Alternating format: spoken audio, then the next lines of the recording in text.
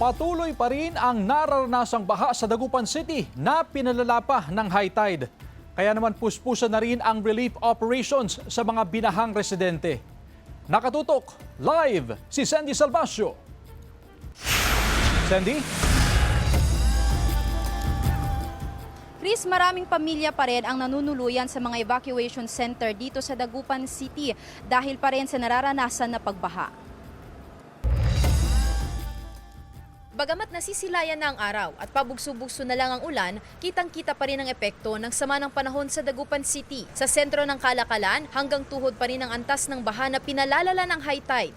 Binahari ng ilang establishmento, hirap sa pag-usad ang mga sasakyan. Hindi lingid sa kaalaman ng lahat na catch basin ang Dagupan City pagdating ng tag-ulan. 2 araw matapos isailalim sa state of calamity ang Dagupan City, ganito pa rin ang sitwasyon sa halos lahat ng lugar dito sa syudad. Binabaha pa rin ang ilan sa mga pangunahing kalsada at hirap sa paghahanap buhay ang ilang mga mamamayan. Ngunit maliban sa transportasyon at kabuhayan, apektado ang lahat ng sektor dito sa lipunan.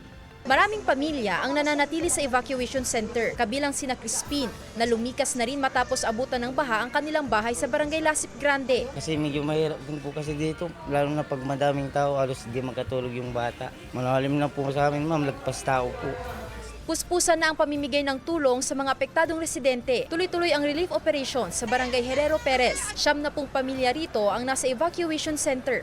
Tulad nito, may bigayan tayo ng mga relief goods and busy rin ang mga barangay officials natin na kumukuha ng mga pangalan ng mga natin constituent, tapos yung lahat ng affected area pinupuntahan namin. Malaki. Sa kalamidad, walang trabaho. Sana wala na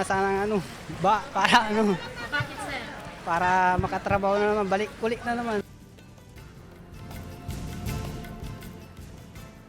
Chris, dito sa kinatatayuan ko sa Barangay Karanglaan, Dagupan City ay nararanasan pa rin ang below the knee level na tubig baha. Kaya naman alala yung mga dumadaan dito na light vehicles. Umaasa ang mga residente na sana sa mga susunod na araw ay humupa na rin itong tubig baha. Chris?